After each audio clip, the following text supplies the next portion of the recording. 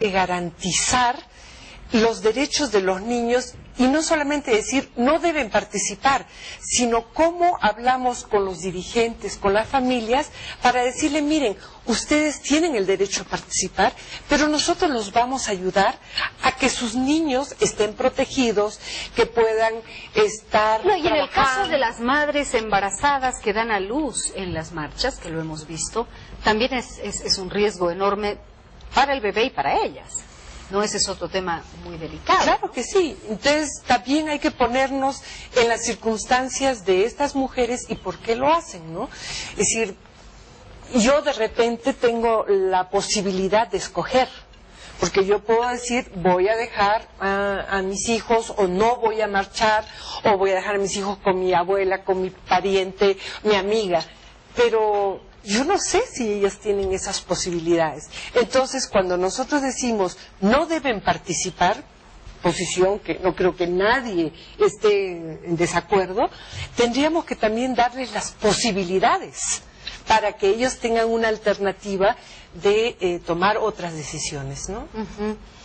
Bueno, este es un tema que nace de la conciencia también, estamos de acuerdo todos, y de las posibilidades.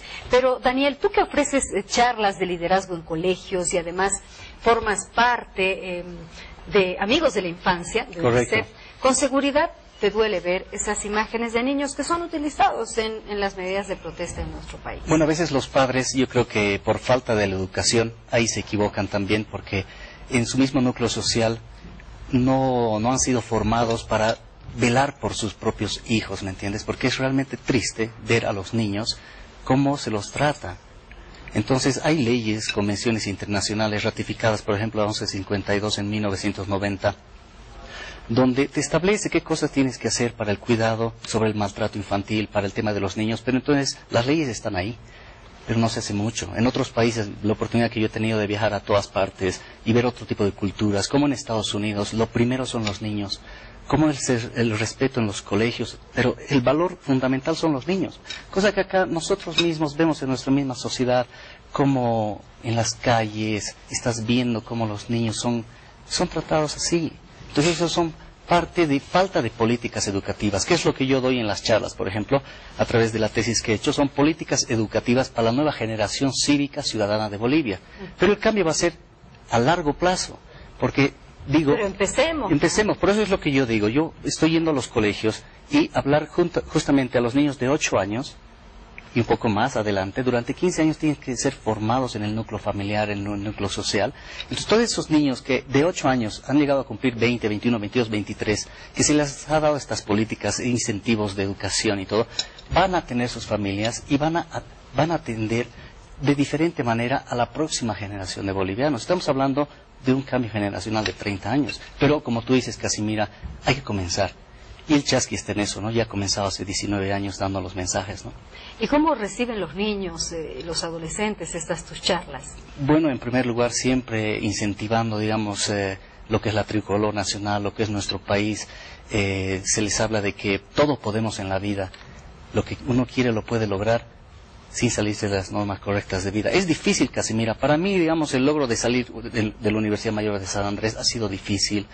A mis 21 años he perdido a mi padre, poco a poco he trabajado, pero la base fundamental es la educación de tu familia, el entorno familiar es el que te da los valores. Entonces, si los papás ya les dan otro tipo de vida a sus hijos, que los llevan a las marchas, que los sacan a marchar. Y hace unas 2 semanas el tema de la crucifixión de sus niños es imperdonable. Y ahí tú y yo y muchas personas que estamos como amigos de la infancia y de la universidad, tenemos pues que hacer algo.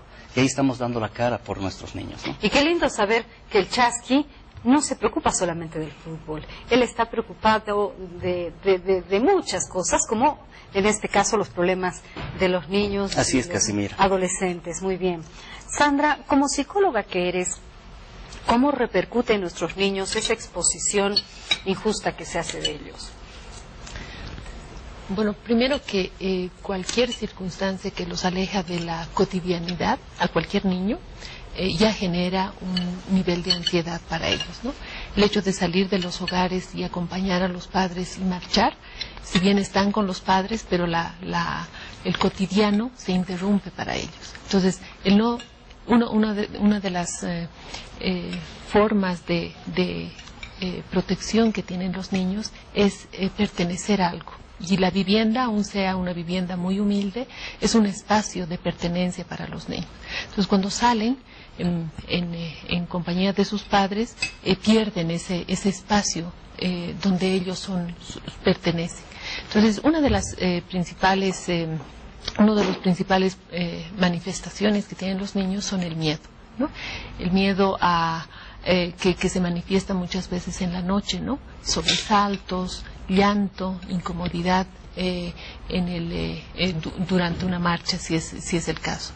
En conflictos sociales, como por ejemplo una gasificación, una exposición de los niños a circunstancias donde se genera violencia, ya una gasificación es un acto de violencia, ¿no es cierto? Entonces la exposición de estos niños provoca muchísima ansiedad en los niños, ¿no? Y los niños que no tienen una atención o la posibilidad de desahogarse, ya sea contando con su familia, con sus padres, con sus maestros, etcétera, claro, generan una suerte de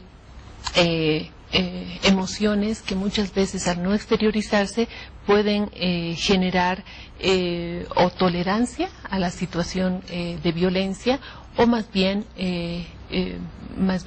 emociones o sentimientos que vayan a traducirse en ideas, por ejemplo, de querer hacer lo mismo. O sea, si a mí me han dañado, yo también quiero dañar al otro, ¿no? Y eso, lógicamente, repercute a la larga, ¿no? Con los años, ¿no? Por supuesto. Y ni qué decir si hablamos del entendimiento de un pequeño, porque ¿cómo hacerle entender? Tienes que acompañarme a la marcha, tienes que ir conmigo, amor, y ni modo. El niño no lo comprende de esa manera, ¿no? Sí, como decía Bertes, son circunstancias diferentes, ¿no? Tal vez podemos hablar de como en dos ejemplos, ¿no? Uno, los niños que acompañan a los padres a marchar, y ahí yo coincido con Berta, hay circunstancias que son mucho más complejas, ¿no?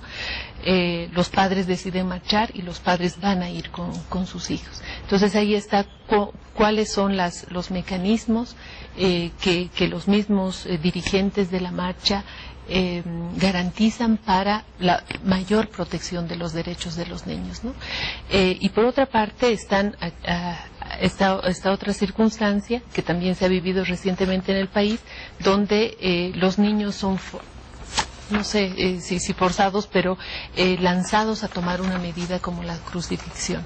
Eso realmente es intolerable. ¿Eso sí es una medida de violencia? Absolutamente, ¿no? Eso es algo que ningún padre debería llegar a ese nivel de exposición de su hijo, mucho menos tomando en cuenta las circunstancias en las que se encuentra. O sea, muchas veces los padres reaccionan en función de su interés y no del interés del niño o del adolescente, ¿no? Entonces es mi interés de reivindicar mi derecho que me lleva a poner en riesgo a un niño y que es mi hijo, no sin tomar en cuenta las consecuencias. Además, Casimira, esto es falta, digamos, de la protección que te da específicamente la ley, los reglamentos, ¿me entiendes? Porque en otros países, Casimira, ya de por sí la gente que cuida, digamos, a los niños directamente hubiera intervenido en esa marcha y esos niños hubieran sido llevados a otro lugar. Obviamente nosotros tenemos que formarnos un poco más de conciencia, ¿no? Esto es poco a poco, pero realmente a todos nos duele. Claro. Y mucho más en La Paz, ¿no? Mucho más en La Paz que nosotros los paseños estamos viendo todos los días lo que está pasando, ¿no? Y, diputado, usted que ha sido director de una unidad educativa en Potosí, conoce pues la sensibilidad de los pequeños y también ahora como político tiene el sartén por la manga a diferencia de nosotros, ¿no? ¿Qué es lo que está haciendo usted o qué se está haciendo desde el Parlamento para ayudar, como bien decían las señoras, primero a las madres a precautelar por sus niños y segundo a no permitirlo, ¿no? Primero, Casimira, yo quiero expresar un profundo dolor, una preocupación por lo que va sucediendo en relación a los niños. Felizmente hemos logrado una alianza estratégica con UNICEF, ¿no? y hemos dado marcha a lo que significa la red parlamentaria de la niñez y de la adolescencia. Eso nos permite avanzar en varias cosas, especialmente a partir de una ley, ¿no?, que la promulgó el presidente y que la hizo lo más antes posible el año pasado, a fines de año, en que no exista violencia contra la niñez, contra los adolescentes, contra la juventud. Yo he escuchado atentamente lo que decía Sandra, por ejemplo, en el tema psicológico. Vamos a seguramente coincidir en algo en el campo psicológico, fundamentalmente, Sandra. Hay una zona que es la zona focal, donde está la conciencia, ¿verdad?, de la que puede expresar casi inmediatamente lo que vamos haciendo, y hay otro que es la zona periférica de la subconsciencia, podríamos llamar, o inconsciencia para algunos, que está guardada. Y estas cosas están guardadas de manera que en algún momento, hizo referencia, por ejemplo, al tema de los sueños, de cuando uno está en la cama, etcétera, pero inclusive más adelante, ¿no? Claro. Cuando uno es joven, cuando salen esas cosas sin que uno no se dé cuenta, porque estuvieron guardadas.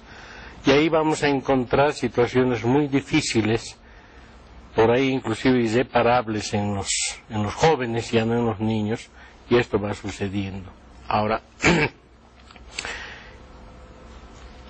el Chasqui tiene muchísima razón cuando refleja que la casa, la familia, es la primera escuela, ¿no? Si bien nosotros somos profesores, pero yo creo que en la casa nos han inculcado algunos valores fundamentales, y en alguna oportunidad, y ahora viene el tema de parlamentario, por decir, hemos intentado nosotros hacer algo así como que se hace en algunos países. Cuando hemos ido y hemos manifestado nuestro criterio y nuestro parecer, hemos dicho: estos niños están sufriendo, hay insolación, hay lluvia, un sinnúmero de cosas, se deshidratan, etcétera. Los llevaremos nosotros a algún lugar, ¿no ve?, para que los vayamos cuidando mientras ustedes no permiten. Es muy difícil ese tema, y bueno, aparecemos con que no hacemos nada, y no es tan así la figura. Seguramente usted también en persona ha ido a conversado con los padres, las madres de estos niños. He estado en unas marchas en un lugar entre Cochabamba y La Paz, ya, ¿no? Y hemos pedido, les hemos solicitado, porque estamos trabajando, les reitero, con UNICEF en estos temas. Ellos tienen mucha más experiencia que nosotros, cierto, pero lamentablemente quizás su cultura, su forma de, su naturaleza, etcétera, hacen, pero más allá de esta naturaleza, más allá de esta cultura, yo creo que sí, es el don preciado de la humanidad, la niñez. Y deberíamos tratarlos mejor que a nadie en el mundo, a los niños, ¿no? Por ejemplo, justamente todos los reportes que UNICEF dice sobre la infancia es que de recién nacidos hasta los 6 años, la sinapsis de su conocimiento de sus neuronas es donde va a procesar para el futuro de cómo va a ser esa personita. Entonces, en esos momentos cuando se está formando, todavía hasta su cerebrito está